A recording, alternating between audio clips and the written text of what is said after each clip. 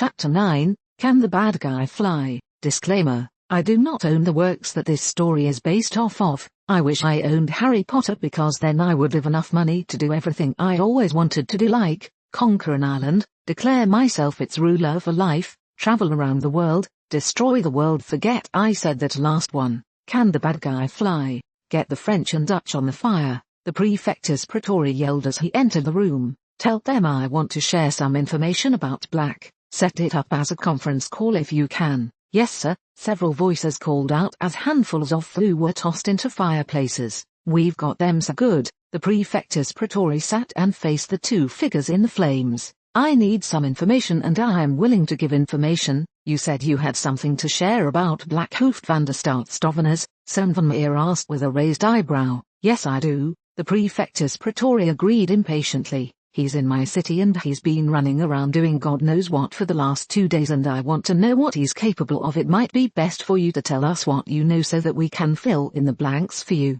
A shadowed man replied from the French fireplace. He was hired by the Swiss guard to check some wards 3 days ago, the Prefectus Praetori answered quickly, and he made a comment about the new section being a different color than the older sections. How is that possible? The shadowed man bit out. To gain that ability, we knew he was insane, but this please go on. Then he spent 2 days doing God knows what. The Prefectus Praetori forced himself to calm. He popped up again in a bar belonging to one of the heads of the mafia. He sat down next to the aforementioned head and calmly told him that if the mafia did not follow a few rules, including not following Dark Lords and confining their killings to other members of the mafia, then they would all be killed and that Black would start over with the next group. How did your head take that? Zoon van Meer leaned forward to hear the answer. He thanked Black and paid for his drink. The Prefectus Praetori wiped his brow. He then told his men that attacking Black would be suicide and called a meeting with the other heads. The 2 other heads of magical law enforcement took several seconds to process the new information. Would you mind telling me what you know about the man? Their Italian colleague asked. I don't mean to be rude, but I need every second I can get. We're terribly sorry. The shadowed Frenchman apologized. But every time we hear something new about the man it turns out to be more astounding than the last bit of information. Ms. van Meer, I believe you had the honor of meeting him first. Yes I did, the woman agreed. He came to Amsterdam and stopped a group of Death Eaters that say they were tracking Harry Potter. She ignored the other two's explanations of surprise. One of my people later reported that Black had her remove a tracking spell, so it seems likely that Black transferred the spell from Potter to himself. After that he spotted every tail we assigned, including the ones under invisibility, and according to reports coming from England he also managed to discover a new species of magical animal without the Watchers noticing. Black came to Paris and also spotted every one of our tails. The Frenchman began. He also seems to have some sort of undetectable charm or field that alerts him of any intrusion into his room. While he was here he allowed us to look into his medical history, and aside from a rather long list of past injuries, we found something odd. Black has apparently subjected himself to some sort of process that makes his blood deadly to anyone but himself, and our healers speculate that in addition to making him immune to nearly every toxic substance known to man, that it may have also boosted his natural healing ability. Black has also shown that he has at least some skill in wandless magic. Is that all? I hesitate to add it. The Frenchman paused, but due to some of the knowledge he showed, many are starting to believe that Black may have been here with the resistance during the Second World War. Thank you. The Prefectus Praetori gave a rare smile. I do have to ask why you didn't tell me that Black was coming in my direction. No, we didn't know. The Frenchman shrugged his shoulders. Black gave us the slip by taking a portkey to Monte Carlo. It took us a minute to track the portkey and another 35 seconds for the locals to get on the scene, but they lost his trail because of the excitement resulting from a very large win. The Frenchman turned away from the fire and began conversing with an unseen person. I've just been informed by our colleague in Monte Carlo that the win that distracted his followers was from a bet placed by Mr. Black. He licked his lips. Further investigation reveals that the table had been charmed by one of the other players. Interviews with the croupier revealed that Mr. Black spent several moments staring at the table before placing his bet. Our colleague also says that this investigation was prompted by the size of the win and that the casino has chosen to honor the bet and send it along with a rather substantial reward for fingering the player. The Frenchman turned away from the fire to converse with the unseen person again, who confessed to being part of a much larger ring of cheaters. Thank you. The Prefectus Praetori shook his head. I suppose it was too much to hope that we could keep an eye on him if he didn't want to be followed. The other two said their goodbyes, and the head of the Praetorian Guard wished once again that he had taken the retirement that had been offered the year before. Sir, Philocene ran towards his commander. You're not going to believe this. What is it? The Praefectus Praetori closed his eyes and waited for the worst. I think I know what Black was doing in the city. Philocene was ready to burst with excitement. 2 days ago Antony Consiglio died, apparently of natural causes, and several of his lieutenants died on the way to pay their respects in what we thought was an accident.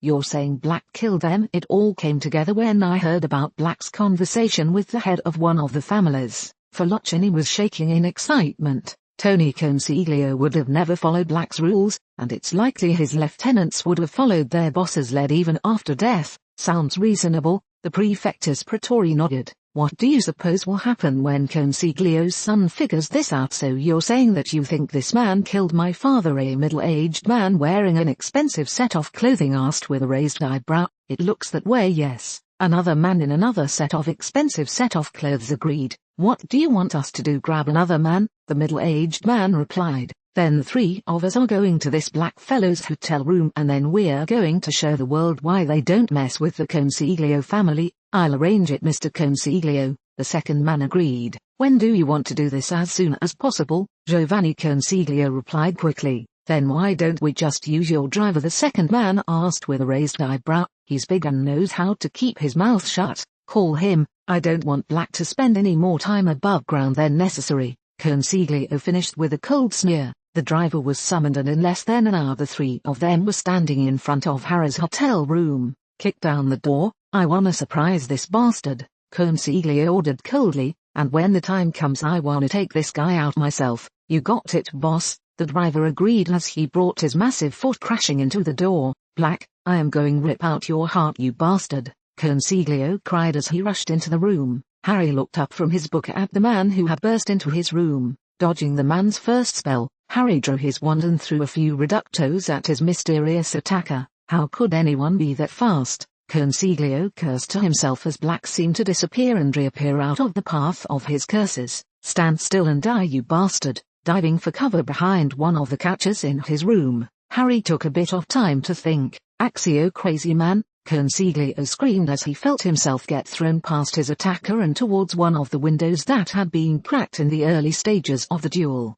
Calling out a stereotypical "Nuo," as he flew through the window he barely had time to realize what a bad idea going after Mr. Black had been before his body hit the street below. Boss, the second man called, rushing towards their target, turning towards the nearest threat and raising his wand. Harry's quick reductor reduced the man's wand to splinters but did little to stop the charge, and before Harry had a chance to mutter another quick spell he found himself encircled by the man's powerful arms as they attempted to squeeze the life out of his body. As the edges of his vision began to go black, Harry attempted to break the man's grip and all seemed lost until one of his hands brushed against the polished bone handle of his new Pugio. Yanking the knife out of its scabbard, Harry plunged it into his attacker's stomach and brutally twisted it when the man's grip lessened enough to grant him the freedom of movement to do so. His head then swiveled to regard the third man, the last man, standing in the door. The driver stood frozen, too frightened to even scream as the blood-covered figure turned its head to watch him.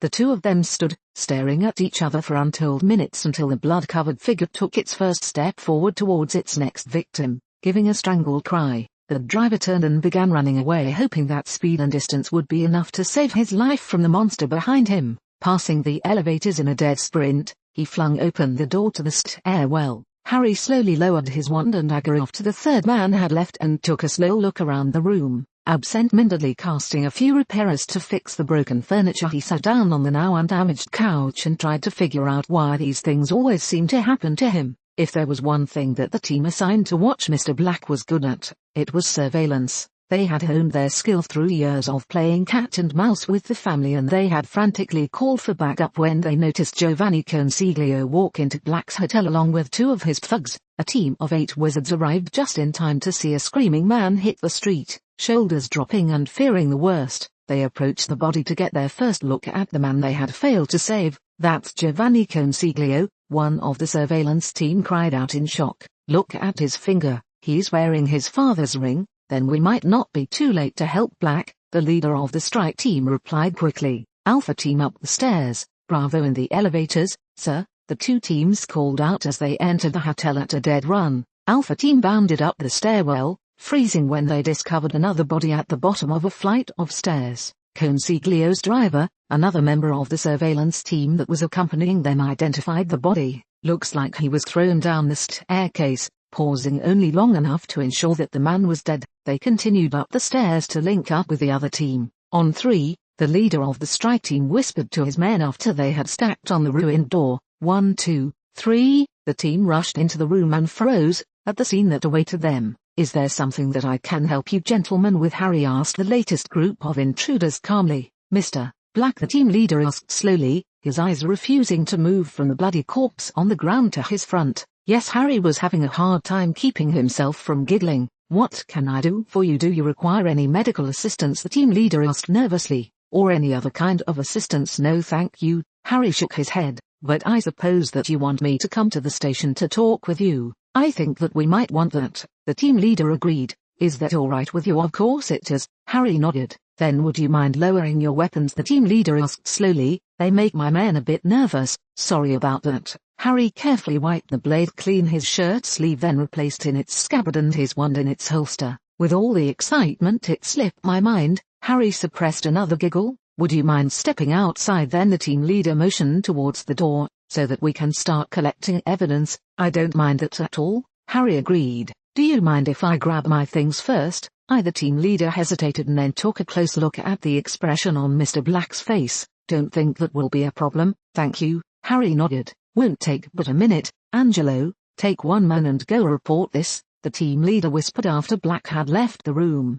Yes sir, the man agreed. Do you know who that is on the ground? Salvatore Carillo. The team leader was again staring at the body. He was until today regarded as being one of the most dangerous men in Italy, and the main suspect in the murder of my predecessor. That's Carillo, Angelo asked wide-eyed. Black gutted him like a fish. I know that. The team leader fought to keep the impatience out of his voice. Now go report this, sir. Angelo took one more look at the body before disappearing with a plop. He reappeared outside the headquarters of the Praetorian Guard. Rushing into the building, he nearly ran into his commander. Did you get to Black in time? Angelo, the Prefectus Praetorii asked the breathless man. Is Black still alive? He's alive, sir. Angelo nodded quickly. And he doesn't have a scratch on him, so you arrived in time to protect him from Consiglio and his thugs? No sir. Angelo shook his head. We arrived in time to see Consiglio hit the street. Tell me everything, the Prefectus Praetorii commanded. We got there just in time to see a screaming man hit the street,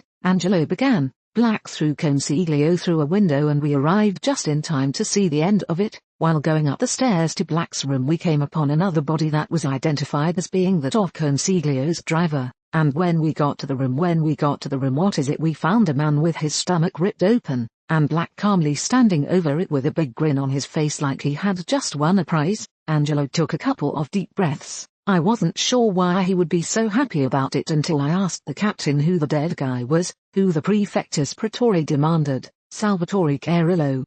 I was trying to work on Kyra's cavern, but I am suffering from a massive case of writer's block. I figured a chapter of this would be better than a chapter of nothing. The poodle's quote is from a movie called The Man Who Knew Too Little. Atlum, according to the online Latin dictionary, means something along the lines of dark, gloomy, black. Some of you know what it means that Harry was fighting off a giggle attack. For those of you that don't, it does not mean that Harry enjoyed what he did. Harry is not a sadist. Harry doesn't have any idea about most of what's going on. Things will start to change a bit soon. Dark Phoenix 011 go for it. I tried to email you but it got rejected. Just send me a link when you get your story done.